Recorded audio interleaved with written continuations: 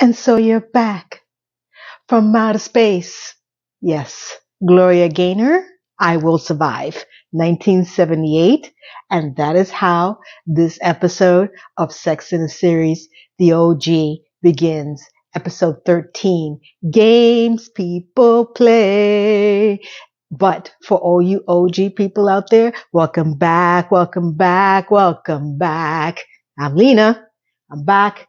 I needed to take some time off. I have to get some stuff done.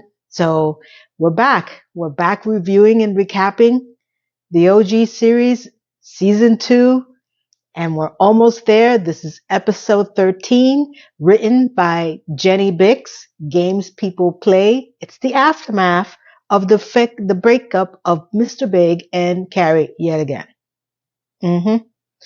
Yeah. And if you think this is going to end, of course it's not. Because for everybody that's watched this before, we know. We know.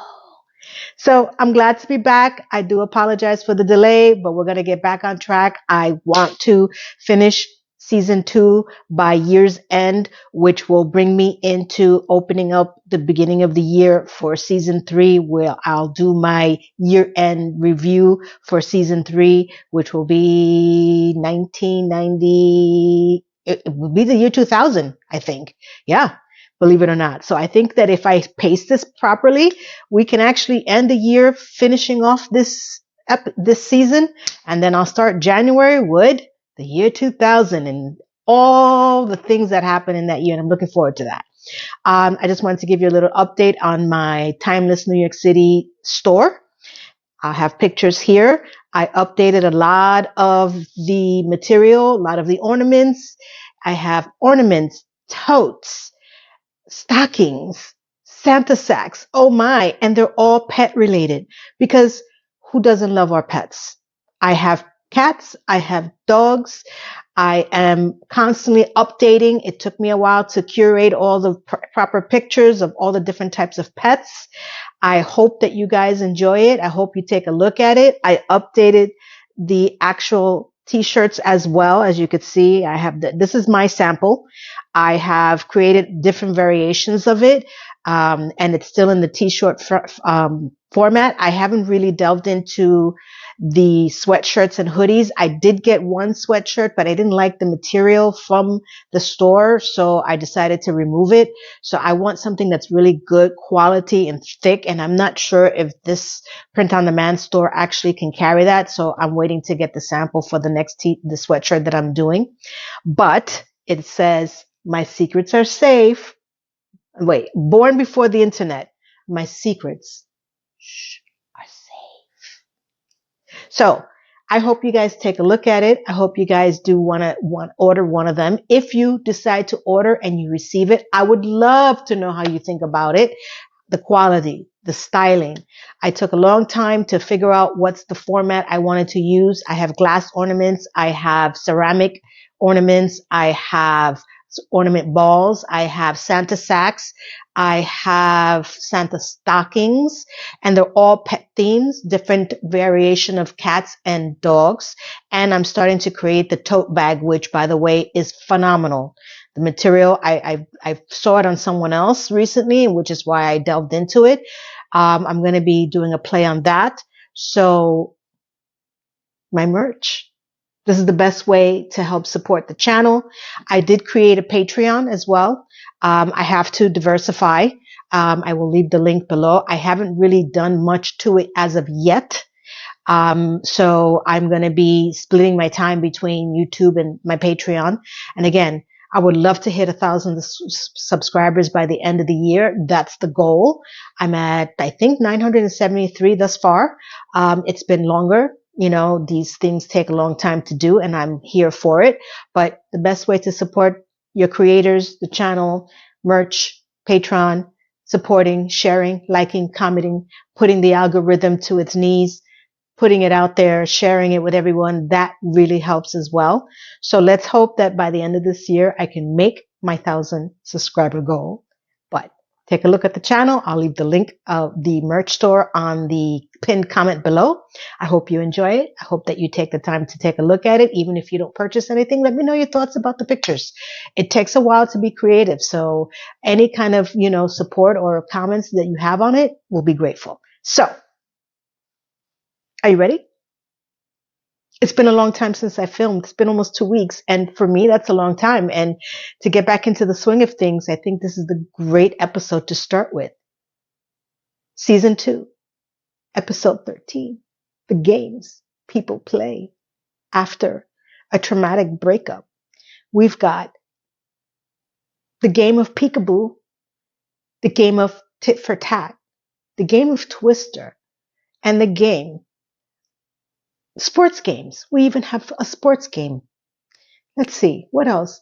And the torturous game of what I affectionately like to call the beginning of the very high-end cameos, not just on the male side, but this is where the series starts getting into these cameos of actors that were recognizable at this point. You'll see. And do your best to. They do. The after breakup ritual. We open with the scene Carrie and Gloria Gaynor, I Will Survive, playing in the background, where she is narrating that the best thing about breaking up is that you get to do things that you normally wouldn't be doing if you were in a relationship, as she's roaming around her house cleaning up. And I must say that, of course, I would partake in that as well. After a breakup, I would go ahead and do a total cleanse, whether it's a house cleanse, a body cleanse. I can sympathize. I related to this part. And as she is running around trying to clean up her house, she's also running around town with her friends, first with Charlotte, and she is exclaiming that she was the best thing that ever happened to Big in the relationship, and that, she feels sorry for him as they're walking down the avenue, and she is just rambling on about how wonderful she was in the relationship, and Charlotte is trying to listen intently and friendly and not to be overly obsessed with the fact that Carrie has become overly obsessed about speaking about Mr. Big and the breakup. Then we head off to where she's now running around town with Samantha. And as they're standing in one of the avenues, and she's just saying that she was the abracadabra in the relationship. She was the poof in the relationship. She poofs just by hailing a cab. And Samantha's like, hail this for a second, as you can tell by her face. Then she is now, dealing with having all of them together. I'm going to guess this is Bryant Park or equivalent to it. And they're outside, and, she's just rambling on about, her relationship with Big, and that she feels sorry for him because he's going to die as an old man and alone. Well, she wasn't too wrong. He did die, an older man and alone. For the most part, before she murdered him, not calling 911, which is the running theme that's running around the internets. I still stand between a fence on that, only because I don't know what I would have done if I would have seen the love of my life that I claimed that I was with for 22 years and then would aid it and say that it was a big mistake. Laying there on the floor, I would like to believe that my first instinct would be call 911. I'd like to say that, but we're never put in that position. This is not wood, but I'm knocking. So as she finishes her narration, all her friends just look at her and they start to just stare at her. And she's like, what? What's wrong? And they're like, you're obsessed with Big. Well, first of all, Samantha said, who's going to tell her? And she automatically thinks there's something on her face. And she's like, what? And she's like, who's going to tell her? Okay. You're obsessed with Big and you need to stop talking to us about it. That's pretty much the gist of the conversation between all of them as she stares at them intently saying, what are you talking about? Isn't one of the greatest joys and gifts of being in getting out of a relationship is being able to speak about this to my friends? And they're like, yes. And as Samantha says, but we're all as effed up as you are. It's like the blind leading the blind. Honey, Miranda's like, honey, you need to see a shrink. Now, this happened to me. I didn't see a shrink because of a breakup per se. I have seen shrinks in the past. I'm going to say I've been to 2 shrinks and none of them ever panned out, which is the premise of this whole story, which is why I was able to closely relate to how Carrie felt about going to see a shrink. And as she exclaims that she doesn't want to see a shrink, she has heard their friends and they're like, no, we're going to cut you off in 10 minutes. And, she's going into the narrative of, listen, I don't believe in shrinks. And Charlotte's like, well, my family doesn't believe in shrinks either, which is, or I should say not shrinks, but therapy. Let's use the word therapy. That's what they really say. And that Charlotte notes that, yes, my family doesn't believe in that either, which is they believe that anything could be resolved with extreme physical activity, which is why they're all great tennis players. And it explains so much about Charlotte. Okay. And as she is going on and on about she doesn't want to go see a therapist, she doesn't believe in it, and she tells Miranda, I understand why you go see a therapist because, you're all in your head. And she's like, what the hell does that mean? Well, we all know what that means. And one of the biggest fears that she has is that, once you go once and then you start going 3 times a week and then you start beginning your sentences, well, my shrink says, and as Miranda says, well, my shrink says, that's one of the biggest problems. This whole scene is remnants of not something that I experienced, but I can relate because going to the 2 that I did see in my life, and believe it or not, I went once before my son was born. And then I went again after my son was born, but not because of his birth, because I think of the big breakup that I had that sent me into a panic attack and that I thought I was dying. Again, none of them really panned out. I think that when you're doing therapy, it really tends to be, you got to find the right person to connect with because it's very, very, how can I put it? Jarring to start opening up to someone that literally doesn't know you. And now you're spilling your guts about your past, how you feel, integrating why you're there. And it's not like she said, like being with her friends who have been through this transition with her. So they have a little bit more clearer understanding. So I can totally relate. And plus you're going to someone that is not going to have an opinion either way. They're there to really just try to get to understand the dynamics of your mind. So even though you're spilling your guts, you're crying and all that, they're looking at it from more of a business standpoint. Like, how do we fix her or him?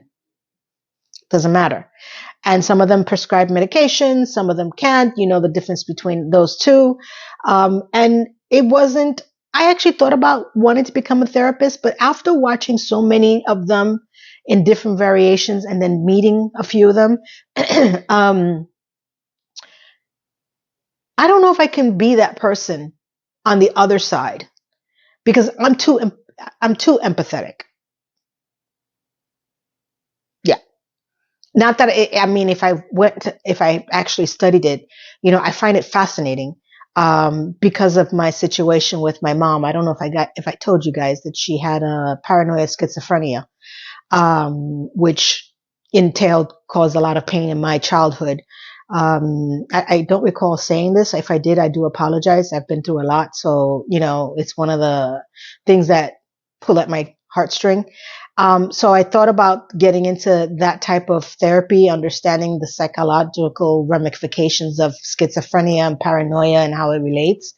So that would have been a different thing than sitting there listening to where Carrie goes in this episode, but it still was in that family. So the next scene we have after, she comes to the realization that she may need to go to therapy. She's with Stanford and they're walking down an alley and, he's like, how could you not have a therapist? This is New York. And apparently he has 3 of them. One for when he wants to be coddled, one when he wants to be, tough love, and another one, I can't remember the last one he said. And that, he's telling her that she needs to go to therapy. She should find a therapist, and that Miranda's therapist recommended one to her because he was going to recommend one. And she says, Dr. something, I can't remember her last name. And he got so excited. Oh, Dr. G. Wow. It's something when there's a therapist that's so popular, and that she is one of the best, and that even Gwyneth Paltrow goes to her. And Carrie's like, why does Gwyneth Paltrow need a therapist? Stanford says, because she is overconfident. Okay, let's go with that. Okay, so we start the next scene with Miranda's game, the first game, which is peekaboo. Stay tuned. Peekaboo, because that's how we start this new scene. We have Miranda in her apartment minding her own business, sitting on the couch with her curtains open, which only has a view of the adjacent across the hall, I guess, or alleyway of the other building. Not a great view, but she is greeted by her neighbor, which is above her slightly, and they make it seem as he is staring at her, which is what I interpreted when I saw this scene. And she gets up a little surprised that, because she left the curtain open that only has a view to the adjacent building, she should be surprised that someone from the adjacent building is staring at her. Hello, why do people not close their curtains or shades in New York City? I don't get it. I have never done that. Even if I don't have somebody across the way, I'm still closing my curtains. You'd be surprised what binoculars can show you. I'm just saying. When you think that you're alone, even if you're on a high rise and you think that no one's watching from way over there, no, they are. You just don't know it. Mm-hmm. So this is the game of peekaboo. So she runs to, I guess, her partial wall, and she checks him out, and it looks as if he is looking at her. Okay. And then she coyly smiles, realizing that there's a hot guy without a shirt staring at her through the window. Sure. Uh-huh. 2 days later, as she is now fully dressed, coming back from work, obviously, drinking her, I guess, wine, she notices that he is back from outer space, staring at her yet again. And this time he waves. And she looks back and she waves right back. Again, he looks like he's looking directly at her. I don't care what they try to tell me later on, okay? Oh, peekaboo. First game. Now we're greeted with Carrie at her newfound therapy session with the infamous or famous Dr. G. And as she is sitting there, Dr. G says, "What brings you here today?" And she says, "Well, my friends can't take me anymore. You're very expensive babysitting." And the therapist, who is very, very calm, sitting in her cross-legged chair, and she's like, "So tell me about, why do your friends feel that way?" I did not resonate with her at all. I can totally understand what Carrie felt. But again, that's from my own, experiences. And I don't know if every therapist is like this. I mean, it's a thriving business.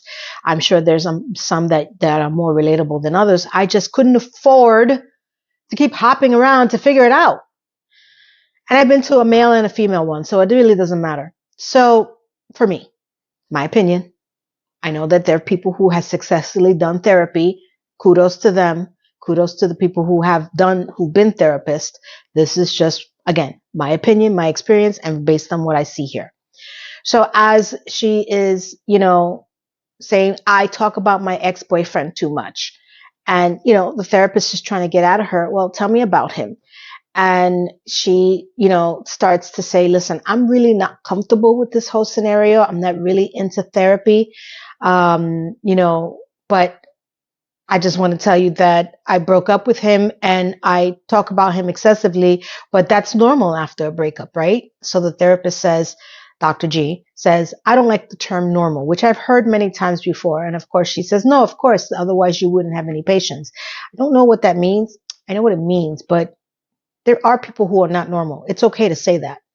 Again, my opinion. I mean, who are we to judge what's normal or not? But I think there is a gray area line somewhere to some people. So, as Carrie is trying to explain to her about, the relationship, and that, he was very sexy. He was very smart, still obsessed. and that, it was all a mess. I mean, he was playing games and I didn't know the rules. And the therapist like, oh, so you were playing games? She goes, no, no, no. He was playing games. So, one of the things that she brings up, the therapist, she goes, so have you always been in a type of relationship or pick men that you couldn't, they couldn't give you what you want? And Carrie's like, well, okay, sure. Yeah, I guess. I mean, but who hasn't? True. And I just didn't get that vibe from her. Like I could tell that she's trying to get out of her what she needs to get out of her to try to help her. But that whole calm sitting there asking these questions that are more psychological than empathetic, I just didn't vibe with it at all. And I get that. So, Carrie is explaining, as she says, well, who doesn't? She goes, yes, but the one thing they have in common is you. And Carrie was taken aback. And I was, yeah, it's true. We are all our worst enemy. We picked the wrong people too. I mean, doesn't matter, if you keep falling for the same guy, you're the problem. Which is pretty much what happens in the next scene when the four ladies are walking to a new bar. And the thing that Samantha says, well, I could have told you that. And then, Carrie is like, well, I don't feel like she got me. I didn't get that she really understood me. And that, the games that, we were playing with Big, and Charlotte's contribution to this whole conversation is, well, you have to play games in this world. That's the only way that you could win. And, Miranda's like, well, that's a very dangerous statement. And I'm like, oh boy, well, there goes Charlotte. And as they're all four talking and, they're trying to get out of the experience of what she felt in this therapy session, and that, games are important to play in Charlotte's head. Samantha's whole contribution to this conversation, listen, the only way you have control is in bed. If we were all to give perpetual BJs to men, we would be able to rule the world.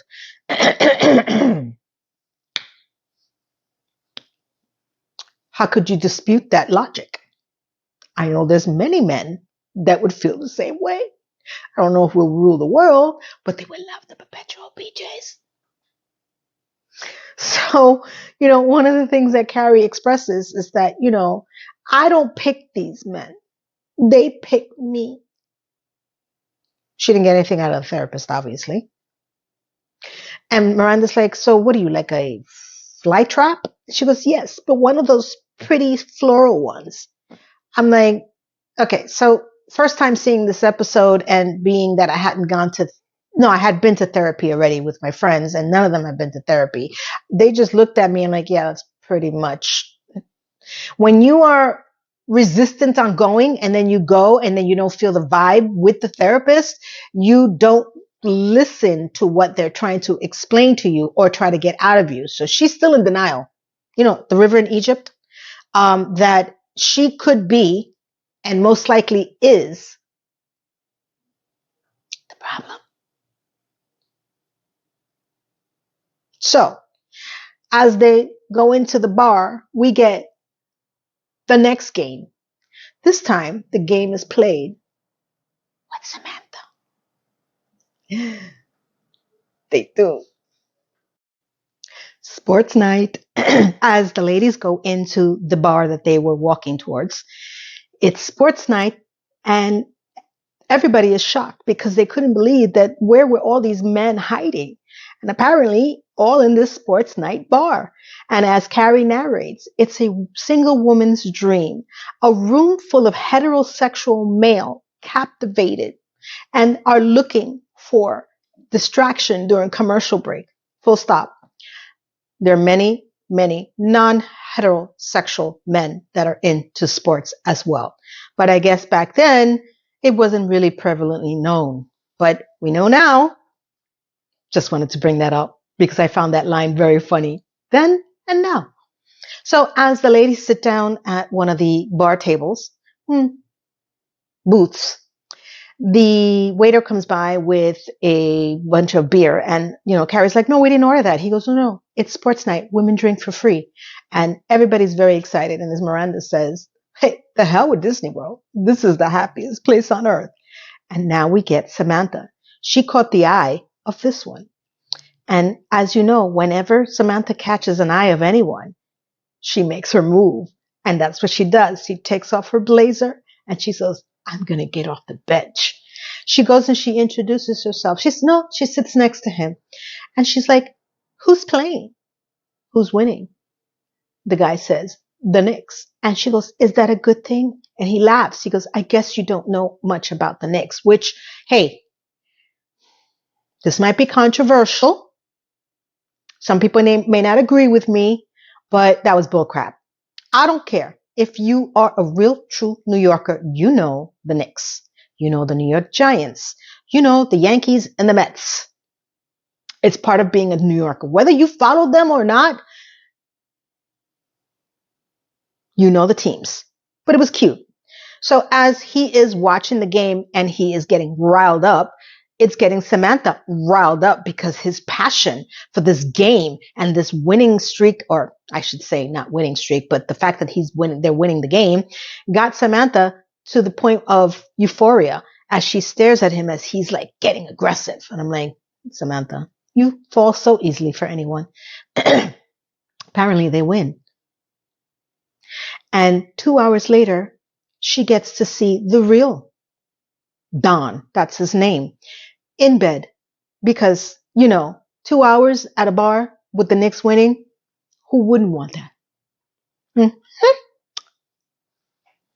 Mm-hmm. I. Samantha is the OG. She is the GOAT. She is the one that I have to say that impressed me the most. Always, we got to give it to her. Kim Cattrall, you make our day, sweetie. Yeah.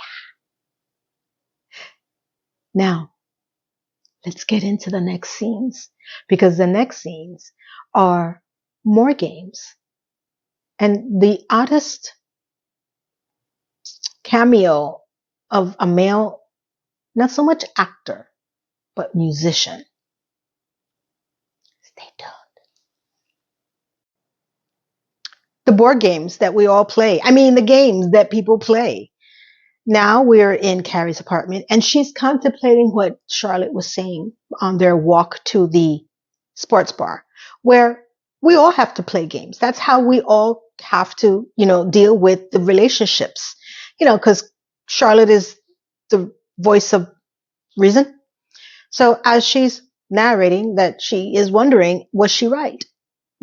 Where we are supposed to be playing games, as she's touching all her board games, Twister, Monopoly. I miss board games so much. I was at my son's house a few weeks ago. And I had made him purchase the Game of Life because I wanted to play it with the girlfriend that he has and the kids. So, because I haven't played that game in a long time, and they have Monopoly, they have the Game of Life. And I'm thinking about what other board games I can get that are still around that I can purchase, because I think that having that's not online, that's not streaming, that's not YouTube, that's not TikTok, that's not anything. Go back to the basics is very important for all of us, because like I've said before, go out and touch some grass. This is not your entire world. Do things that brings the family together. And we had a great time. We really did, and I am looking forward to doing that again very often. Maybe game night, bring that back, something that doesn't have to be something that's always looking at television and online. So I can totally relate. When I saw those board games, I was like, oh my God, yes, yes, yes, yes, darling, yes. So as she's narrating this, one of the things that she writes, and one of my favorite parts, is when she uses the tagline and it gets thrown out into the ethos of the New Yorkers. So one of the taglines is like, do you have to play games in order to be in a relationship? And this is where the tagline meets New Yorkers, and we are introduced to this guy. He went on a date on Saturday night and he had a great time. And apparently he didn't call her until Thursday, in order to not to seem too eager. Got it. Then we're introduced to this one, who apparently was the date that he went out with on Saturday night. She went out with him on Saturday night, and the jerk didn't call her until Thursday. So that pissed her off. And that, she screened the call, and that she didn't call him back until Monday. If that was not dumb, the next one is worse, because we're introduced to this one. She gave an ultimatum to her boyfriend. Either they get married by Christmas or it's over. And her friends told her that that's a game. And she goes, no, I think it was smart. And anyways, if it doesn't work out, she could always get secretly pregnant. What the hell? I guess this is my reaction in this century, or even back then, as we are looking at my friends and we're all looking at each other like, really? Because I already had my son. They already had kids. And we're like, don't secretly get pregnant for nothing. Because there's no secret. There's a lot of work that goes behind that. Blew me away back then. Pisses me off now. Because I can't say I really hope. I suspect that still goes on. But my God, really? Next scene. We have Carrie. She has her second appointment with Dr. G. And she's in the waiting room. Not disheveled, but not as put together as normal.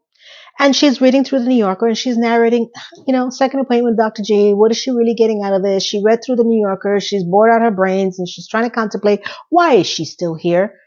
And 5 minutes before her appointment, he comes out. And the first reaction I had back in 1999, I'm like, is that John Bon Jovi? Now, understand we didn't have Google. We didn't have smartphones then. So we couldn't just Google it and use our smartphone. And me and my girlfriends and I are like looking at them. I'm like, is that really John Bon Jovi? Because it took a minute. It was a little jarring. I was like, what the hell? Thank God for the credits that we were realizing that, that really is John Bon Jovi.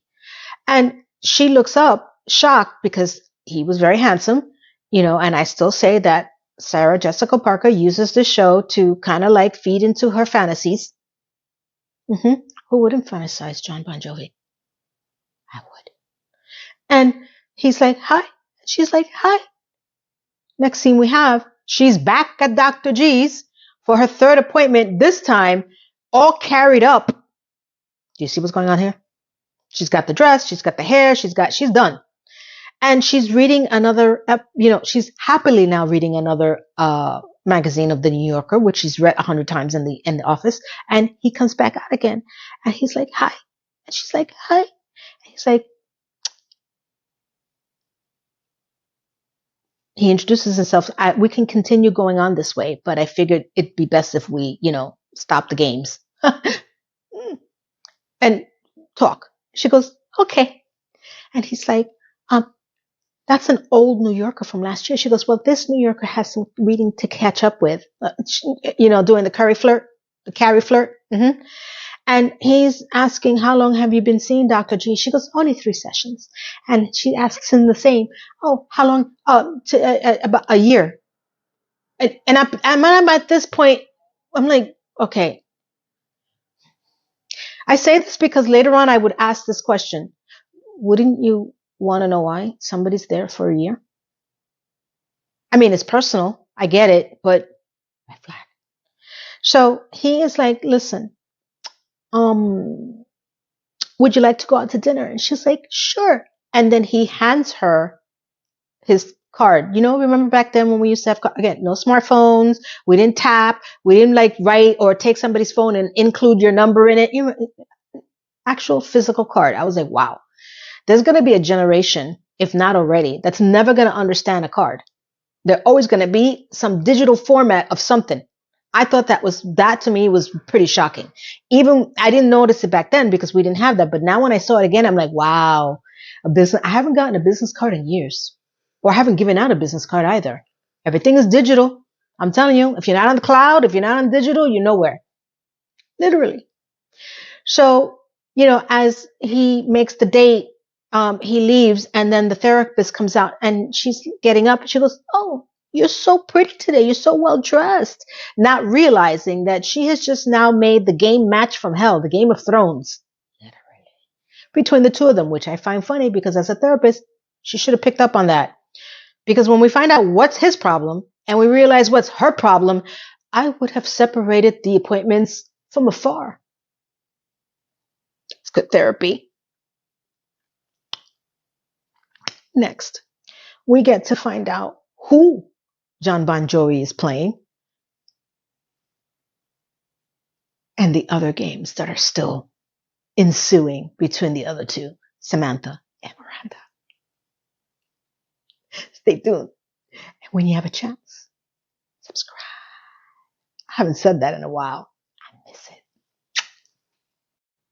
Now we play tit for tat. Next scene, we have Carrie and Samantha in Carrie's apartment, and the game is playing. Samantha is getting riled up, and Carrie's telling her that she met Seth, who is John Bon Jovi. He's a photographer, and she met him at her therapist's office. And one of the things that Samantha says, well, okay, she's like, is that normal? She goes, well, we didn't get hooked, we didn't get matched up. It's just, and then it hits Carrie. Hey, maybe he's crazy. You think?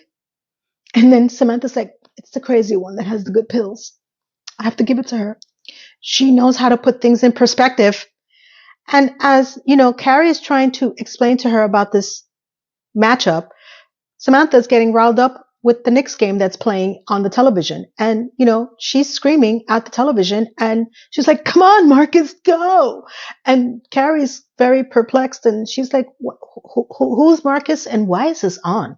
She goes, this is the Knicks. Dawn is obsessed and she doesn't get laid unless the Knicks win. And, she's like, Marcus is and Ewan is. And I'm thinking, that's my girl. Get to know the people in your neighborhood. Because let me tell you, she learned a lot about the Knicks and about the names. When Samantha does something, she does it all the way. And you have to give her credit. So she's like, and I don't get laid unless they win. And, Carrie's like, why are you with this guy? She goes, because for when I remember, sex was amazing. And that's a lot. Let me tell you, for Samantha to hold in on like that, just for great sex, that had to be one hell of a great sex because that's not Samantha's MO. She'll stay on for a little bit, but she's not going to tie her sexual libido to any one team, especially the Knicks. So as the game is going, she's riled up again. She's like, come on, fuckers. Ooh, sorry. Come on, effers, go. And apparently they win. And she is happy as a pig in crap because she's like, I'm going to get laid. Yay. And she says, I got to go. And Carrie says, go have sex. They wrote her well today. Jenny Bix, good job. Little weird that she would stay with a guy tied to a game in order to have great sex. Not really her strong suit, but I appreciated the whole integration of her learning about the game, learning about the teams, learning about the names. It kind of blended well together. I'll give her that. The next scene we have is tit for tat, literally. Now we're back with Miranda and her window guy. I don't know what else to call him. We're still playing the window game. So this guy who appears to be looking at Miranda is making her turn around, from the window that I can tell that he's looking at her. And she turns around and he's like, oh.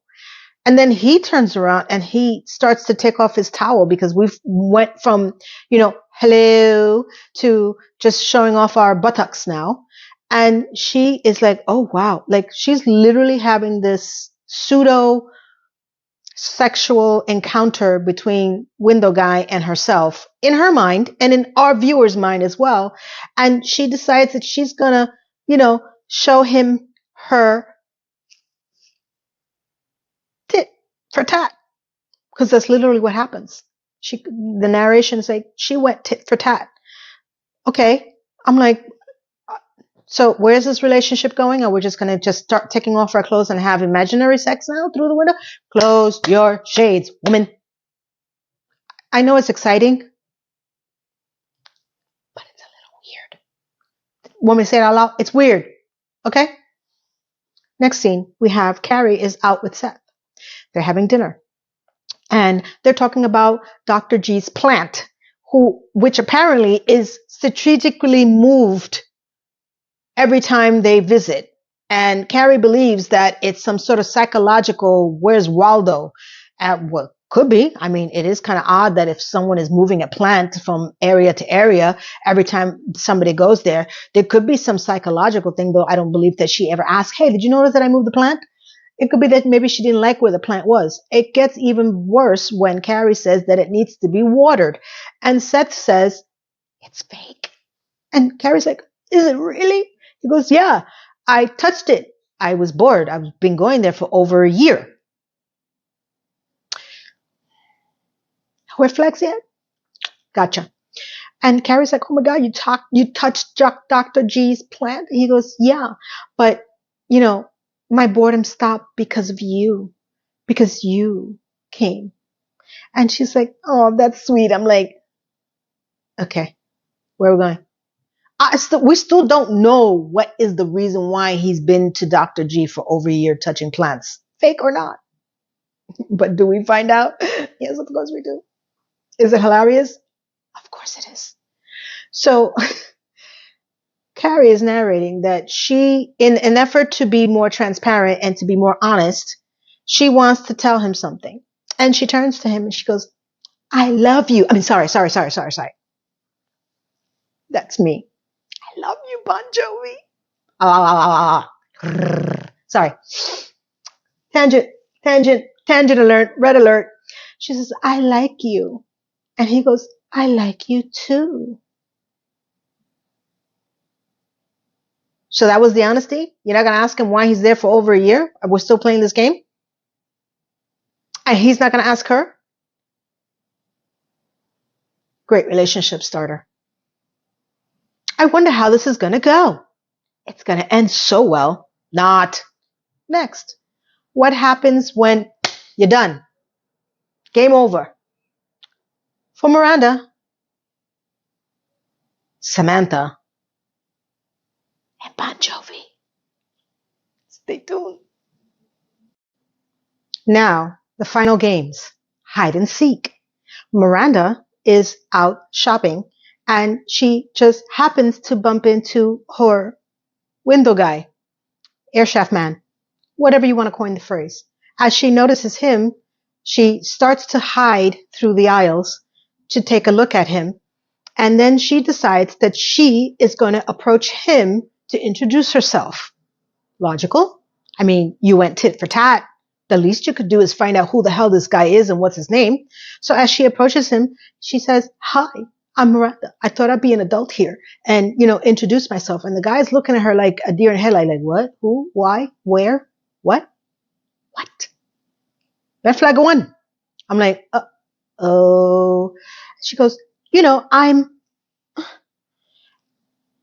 the girl across the air shaft. And he goes, oh yeah, you're the one that's living above the guy that I've been cruising.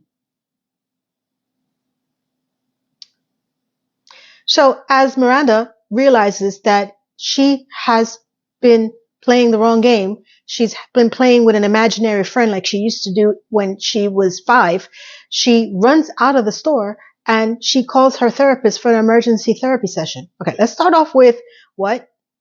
What do you mean, the woman living above the guy that you've been cruising?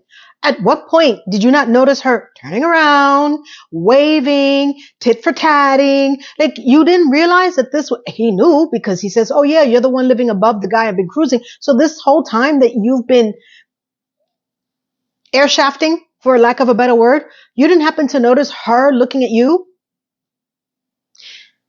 That was a stupid storyline. Sorry, Jenny, I'm taking points off for that one because I know that you made it and it appeared to be that, Miranda was getting her shaft on, but no, that was just too weird. At some point, the guy could have looked up and like, no, not you. I mean, the one down there. Really?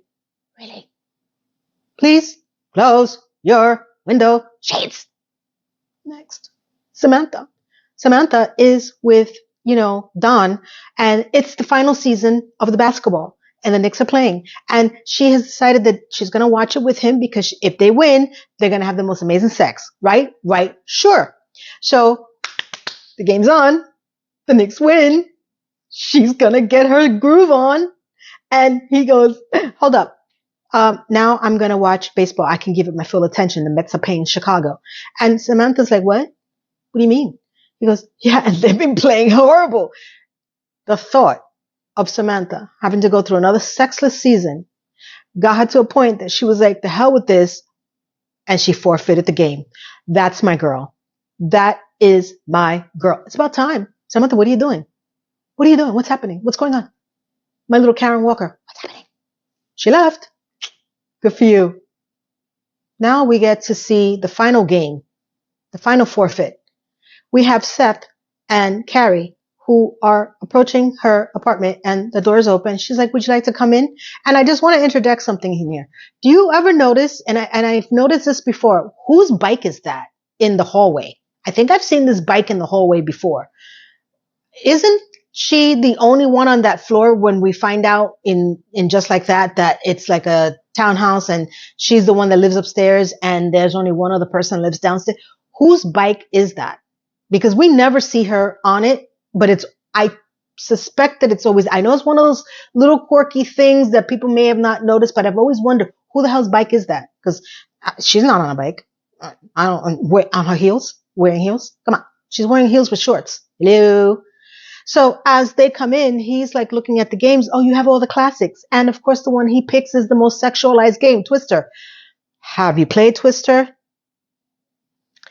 If you want to get your twist on, play Twister. I was not allowed to play that game. Not even as an adult.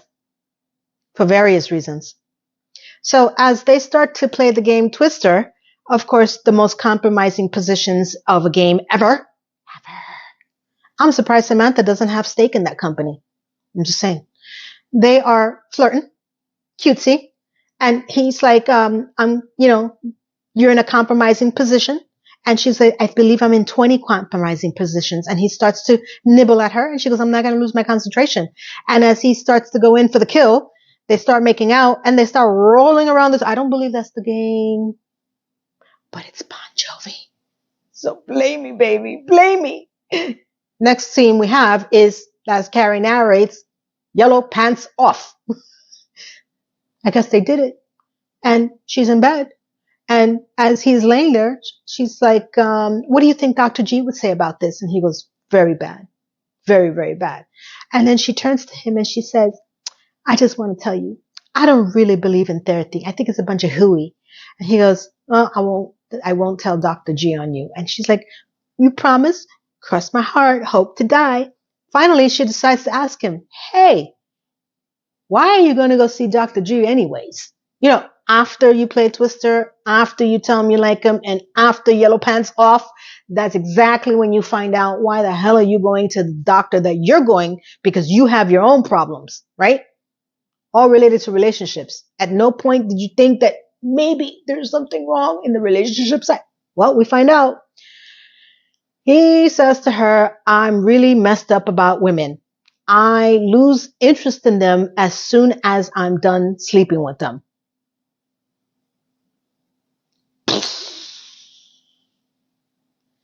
Carrie, as she narrates, says, I believe this is what they call in therapy a breakthrough. And he asks, what are you there for? And she turns over.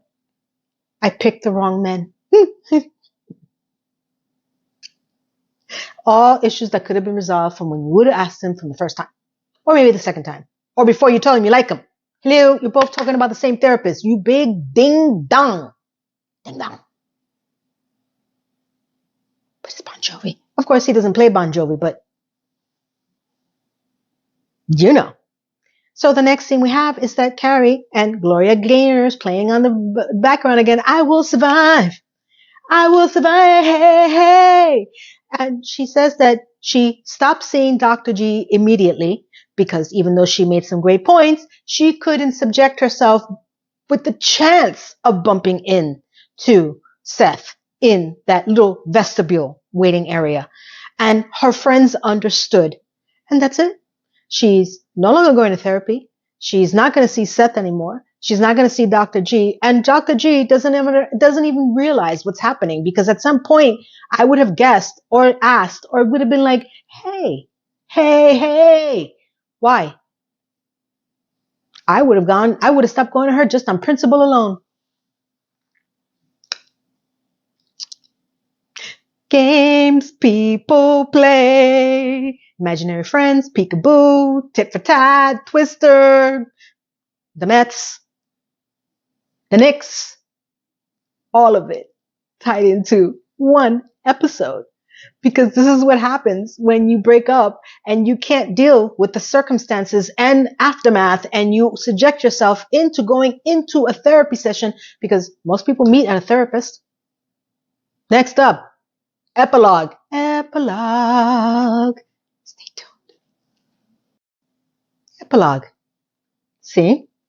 This is the time that we start realizing the depth of hell that Carrie goes into with her relationship with Mr. Big. The one that she tried to write off in Just Like That, because she fell ass backwards into another unhealthy relationship with Aiden, her other situationship that she gets into. She doesn't learn from her past. She doesn't go to therapy to understand why she keeps falling into the same rhetoric. And, Duncan the Hobbit, that whole thing, you can really trace everything to who she was then to how they portrayed her in Just Like That. She doesn't learn. She makes things more complicated than they need to. She tries to erase her history. She forgets who she was as a person. And we are supposed to forget this entire series, though it's out there for all of us to see. There's remnants there of the fact that she doesn't learn. She never grew as a character. Again, the same writers, other than Michael Patrick King, who is the only one that's remained in Just Like That, they put these kind of staple traits in Carrie that you would think someone at this age, being who she was in Just Like That, would have gotten out of in some way.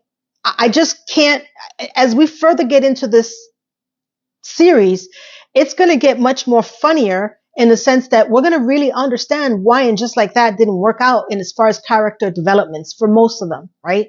Because there's no way in hell that you're going to be, it's okay that you make mistakes when you do make your mistakes when you're younger. That's why you learn from them and you grow from them. I like to believe most of us do, but we all know some of us don't. Most of us don't. But for a story narrative, the way that she fell ass backwards into these ridiculous scenarios with different men and Just Like That, they tried to recapture who she was back then instead of trying to develop her into realizing, even though the end episode, she realizes she's going to be by herself. Yeah, bullcrap. We all know that, right? It still didn't make any sense how she just they try to erase everything that she was, but then they didn't. Because as much as you want to believe this, she was infatuated with Mr. Big, because he was smart. He was sexy. He was all this. And we see the hell that she goes through. Aiden, another debacle. Another debacle that we're going to get into very shortly, because it's coming. Season 3. Oh, yeah. It's coming. And he's not any better either. He's another ding dong.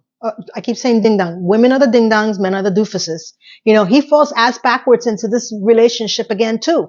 It would have been nice to have seen the growth or the explanation of why they should grow. No, we're just expected to believe that this is the way people are in this age. Listen, I'm 56.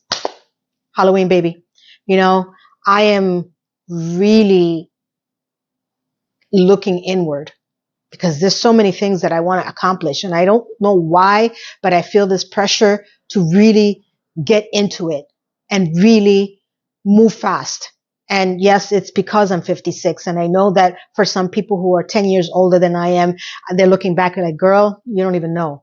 I know that because I look at people below me and I'm like, do what you can now to set yourself up now, if you can, because it's coming.